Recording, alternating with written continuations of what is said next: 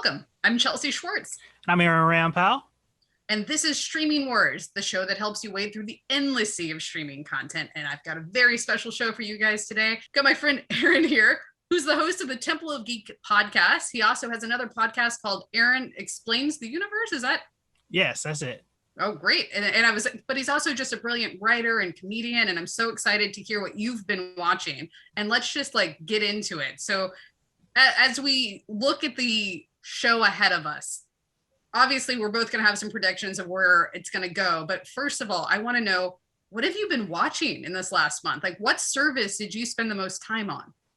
This last month, actually, I split my time in between Netflix and Peacock. Netflix, because Netflix is just, they got a lot of new original programming. I actually found some things on complete accident that we'll talk about later in the show as well. I think I'm going to split up the points and give 5 points to Netflix and 5 points to Peacock. Peacock, I've been watching a lot of. Peacock, I got into Peacock because another one of my streaming services got bought out by Peacock.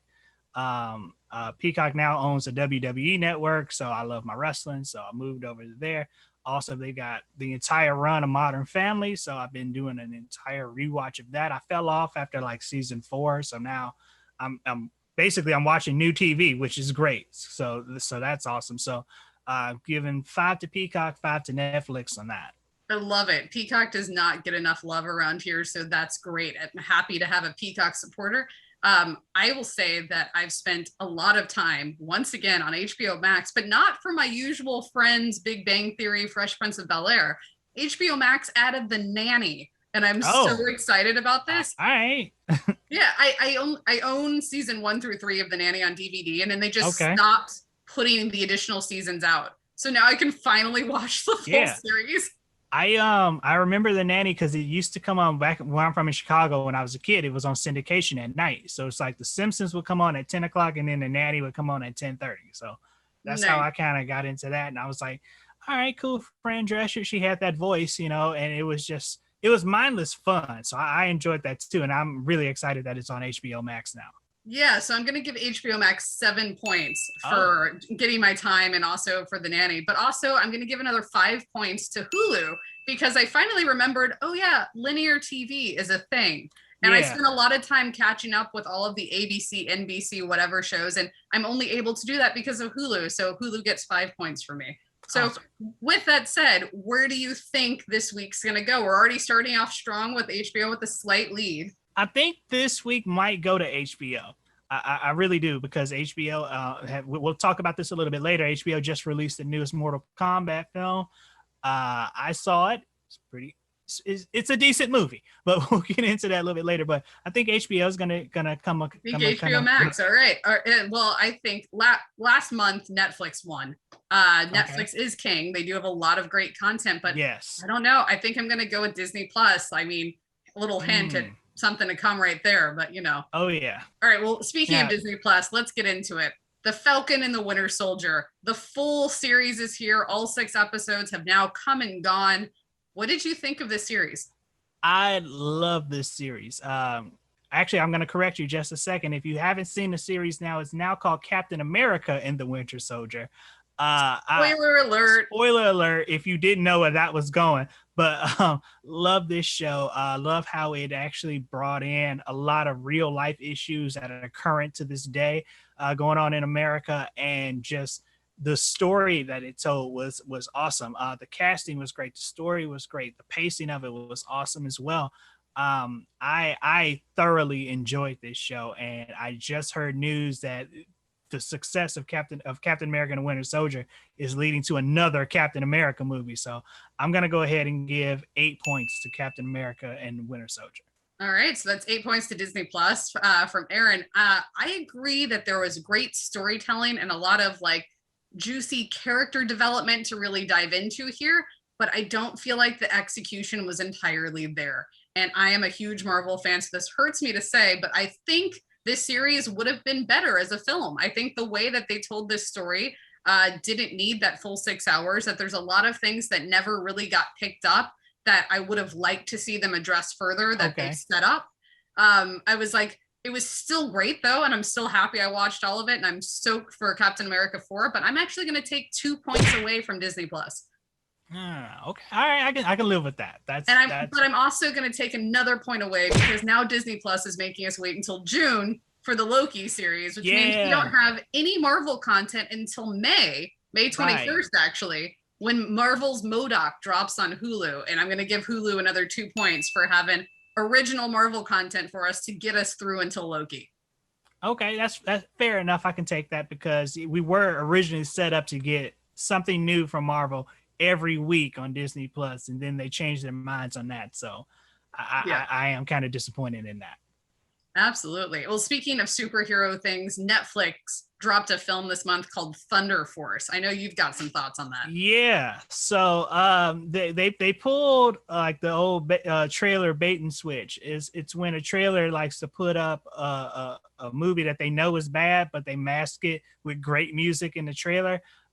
Typically they do this with Queen's Bohemian Rhapsody, but this time they did it with a song from one of my close personal friends, Seal, Kiss from a Rose, was like one of the main songs in it. And I watched Thunder Force, and the story is there. There's about like superheroes are now the normal and stuff. So, and people are fighting supervillains in my hometown in Chicago. However, the movie, it just seemed like nobody really wanted to be there. Like the entire star-studded cast, it was like almost like, hey, we all just had dinner together. Somebody, let's shoot a movie. And somebody said, oh, I guess we can. Because everybody's performance was just, we're here and we got a camera. This is how I feel about Melissa McCarthy in general. And I'm just going to take 2 points away from Melissa McCarthy, not Netflix, for just constantly having this same tonality throughout all of her films.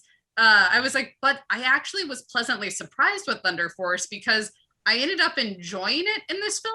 And I thought that Octavia Spencer was a great balance for Melissa McCarthy. Yes. Now, Octavia Spencer was great in this movie. However, her performance doesn't save everybody else. She's not Will Smith, whose superpower is to do everything that they can to save a movie. But so I'm gonna have to take 5 points away from Netflix for this one because that was just I cannot get that time back.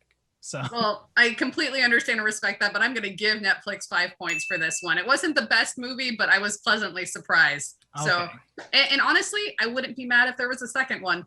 I wouldn't be surprised if there's a second one because we still got a sequel to Bright coming up soon. So Netflix is like, let's just make it rain and make these movies because people are still stuck inside. They'll watch anything. So, hello, it's Netflix. You're greenlit. Yep, exactly. Yeah. All right, moving over to HBO Max. HBO Max has an original series that came out this month called Made for Love. This is a dark comedy. It's sort of like a modern sci-fi storytelling. It's based off of a book. It took a while to grab my attention. Like literally, I had to force myself to stick with it past episode 3. Usually I'll give a series 3 episodes, and if you don't have me, I'm out. But there was something about it that I was like, I just want to see where this is going.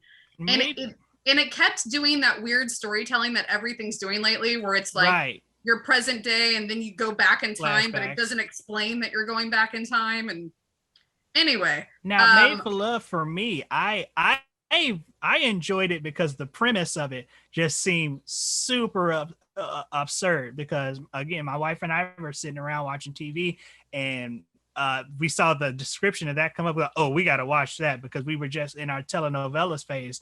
And we just like, all right, we got to watch this because it seems nuts. And the husband in Made for Love, the actor's name escapes me right now, but he's been in a couple of different things, like where he's mostly playing comedy and stuff. He was the other prince in Aladdin who got like stuck in the castle looking for tigers and stuff. He's basically playing this psycho dude. And I just love how I love psychos who aren't like over the top and violent, but they just smile at you and just look at you with like stone cold dead eyes. So I really enjoyed that. And Ray Romano as the dad is just a treat for me. So Ray was fantastic in this. Ray was fantastic. So I'm gonna give HBO 4 points for that. Awesome.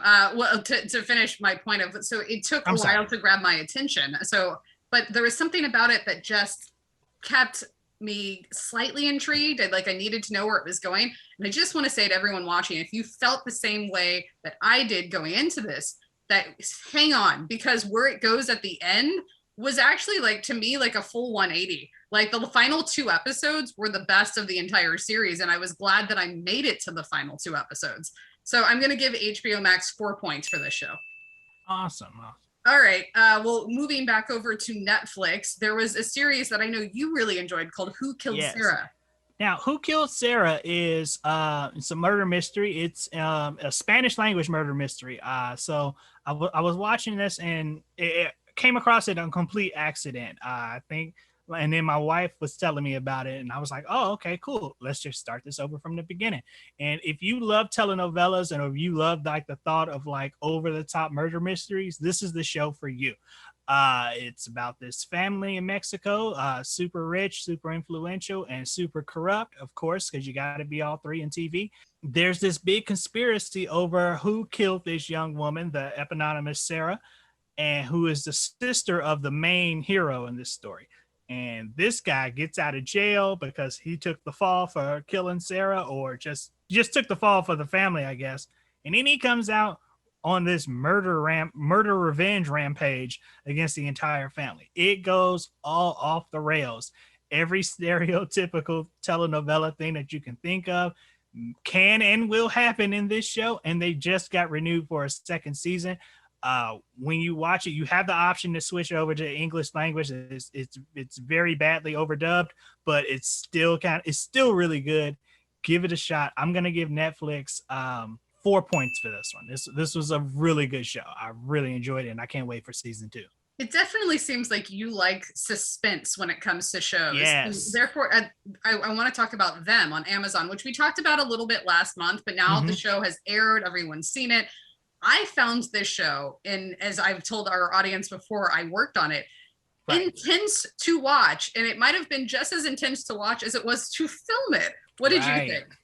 Now, when I watched it, I come from a different like kind of background and stuff when I watched it. So when I watched it, I was like, yeah, it's intense. It's well acted. It's well filmed. However, I don't particularly like seeing like current issues that we're still going through today in America being framed as if it happened so long ago, when these are things that are still happening today. Like I don't like that, because it kind of gives the impression that, oh, it's over, we fixed it, you know, like, oh, a happy world again. Yeah, so everything's great for everybody, and I'm like, yeah, no, it's kind of not. So I gotta kind of take away 5 points for Amazon. That's interesting, because that's sort of where the intensity comes from for me, is that it hits home too much, that it relates to right now, and it's hard for me to watch because it makes me so angry about where we're currently at. Right.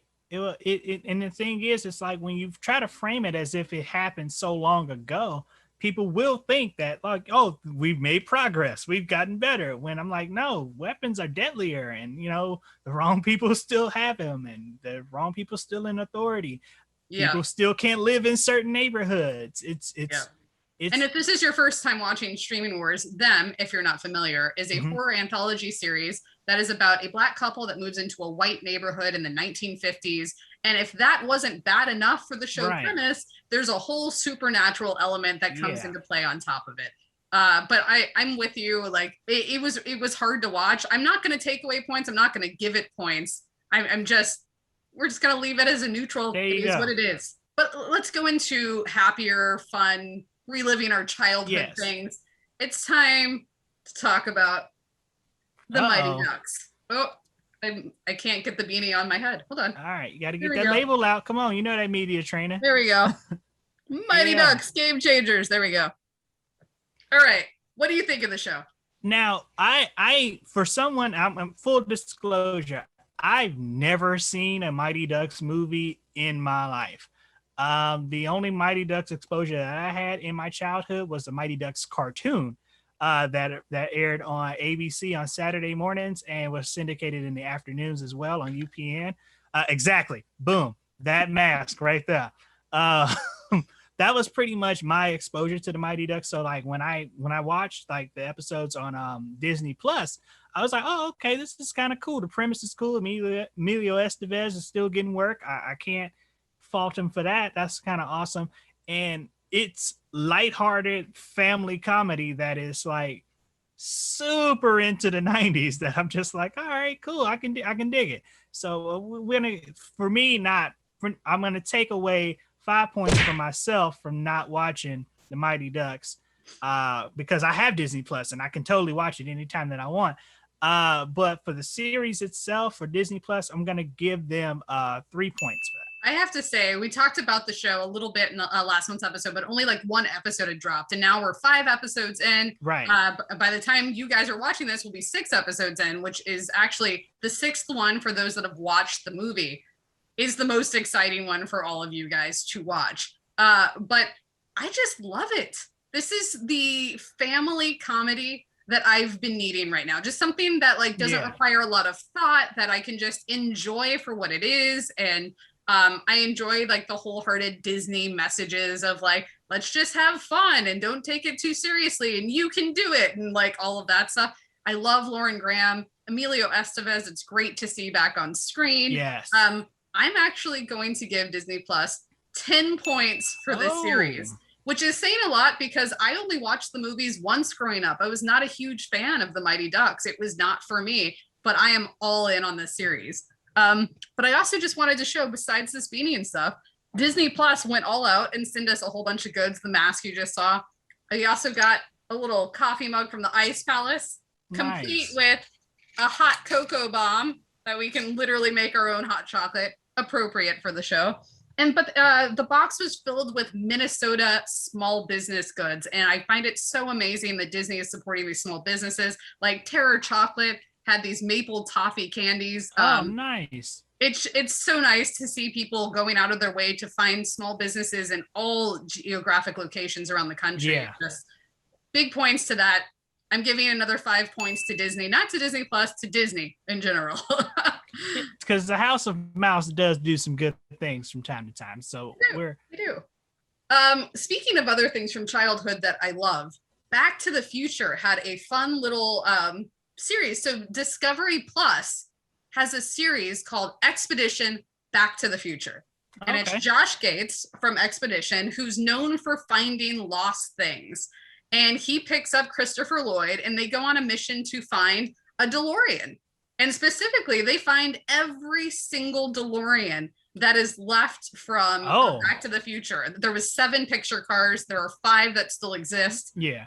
And then at the end of it, they build their own DeLorean with the guy that originally created the original DeLorean. And they donate it to the Michael J. Fox Foundation to raise money for Parkinson's. And nice. There's cameos throughout the whole thing. I was living for all of the fan videos and the hunt. Discovery Plus 10 points for the series. Actually, I think Junior, our producer, saw this too. I did watch it and I loved it. I especially love that you see like little cameos, like you were saying, of all the actors that are in the first couple films scattered around. Like the security guard at Paramount was the teacher from the first one. Yes. Oh, nice. A little like cool. And the car rental guy was Marvin from Earth Angel. Yeah. So that was really cool that everybody got to at least get some gig work. They're like, hey, let's hire everybody. Let's bring them all in. Totally. It was great. The cameos were so great. So if you're a Back to the Future fan, highly recommend that you watch Expedition Back to the Future. Do you give it any points, Junior? I give it 8 points. Sounds good. Yeah, 8. All right, guys. See ya. Bye-bye. And one more childhood nostalgia moment of excitement. Let's talk about John Stamos, Uncle Jesse. Uncle Jesse forever. John Stamos is in a new series for Disney Plus called Big Shot. He's a former basketball coach in the big leagues. You know, like he's got a lot of notoriety, and his career is in the shambles when he gets hired to be the coach at a like Malibu High female basketball team kind of thing, right? I love that it's a female basketball team, and now we have a whole cast of female characters, and I love it.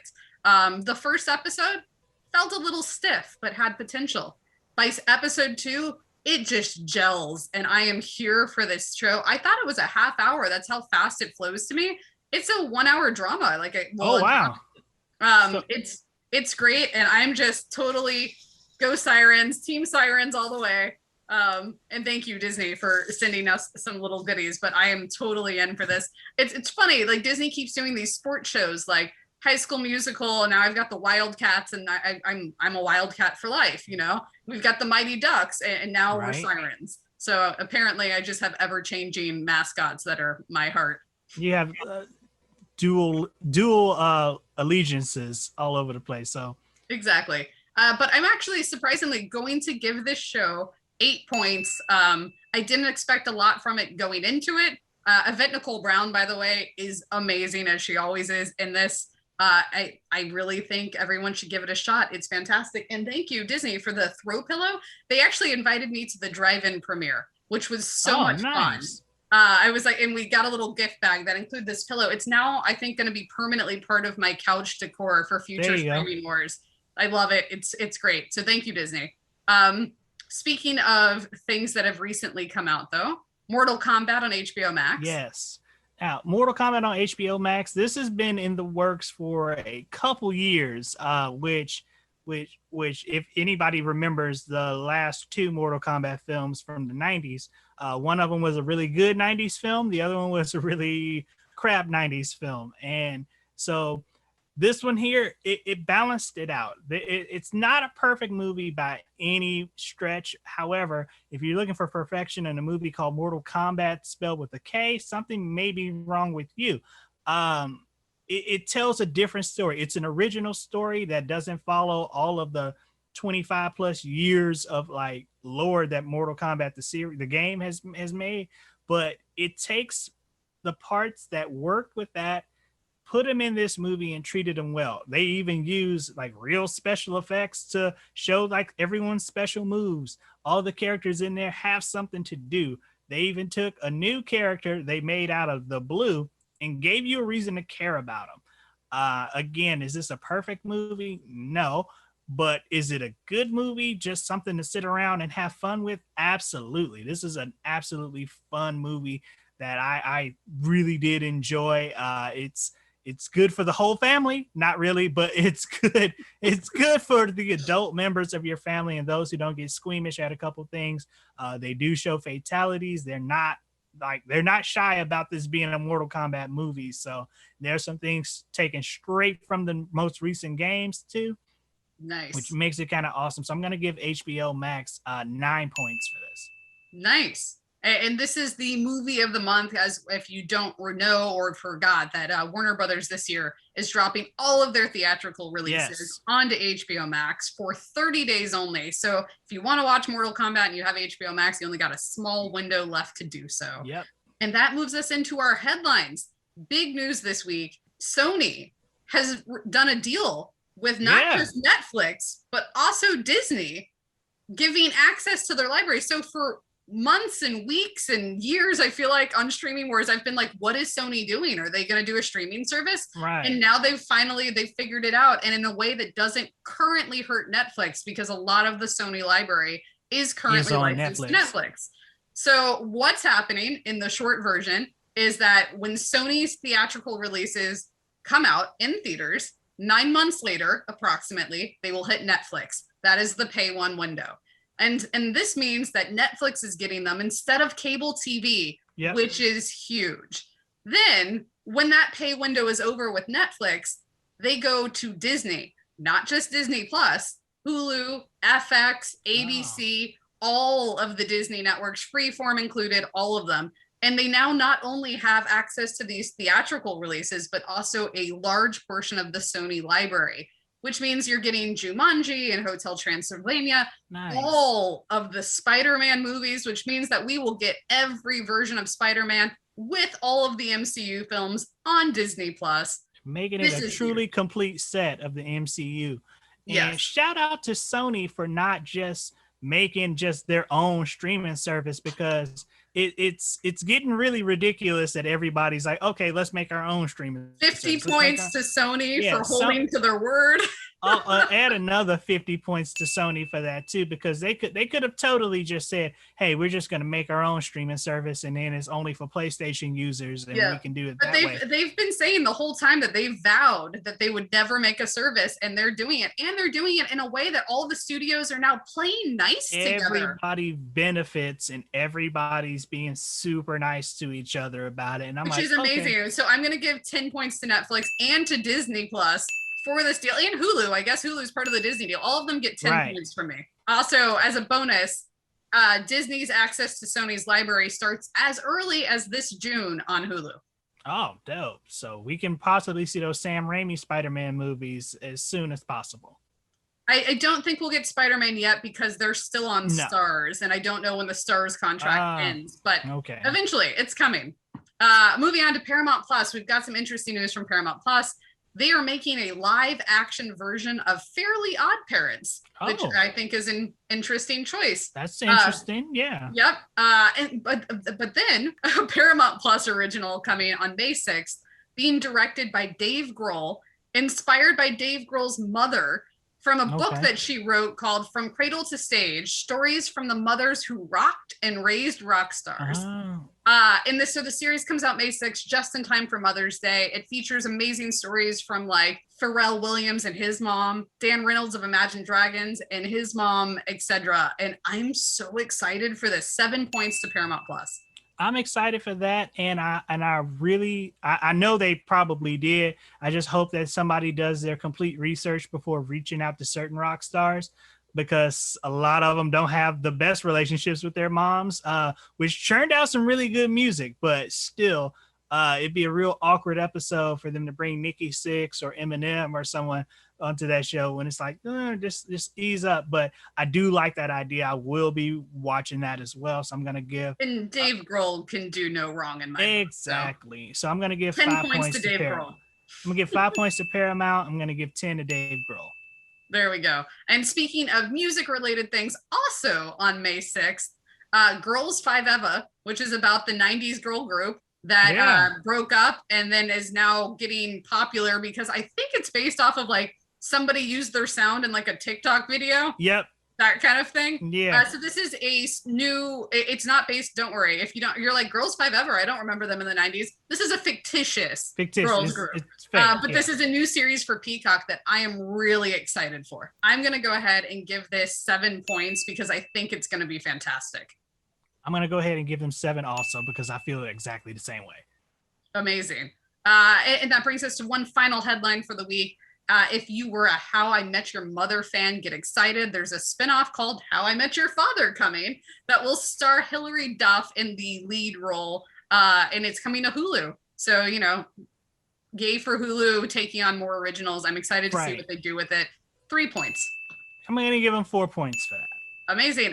And that's it. That's it for this month. Those are our recommendations, our best of for April. Let's see who won. All right. And the winner is Disney Plus with 36 points. Oh my God, my prediction came true.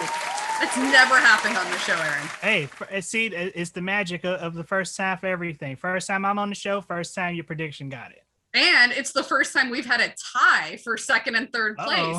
Hulu and HBO Max in second place. Dope. That's incredible. Well, thank you so much for joining us, Aaron. Thank you so much for having me. It's been an absolute pleasure. I love hearing your thoughts. You're welcome back anytime. Thank you to everyone for watching. Make sure you like, follow, subscribe, do all of the things for That Hashtag Show everywhere you can. And we'll see you in a month.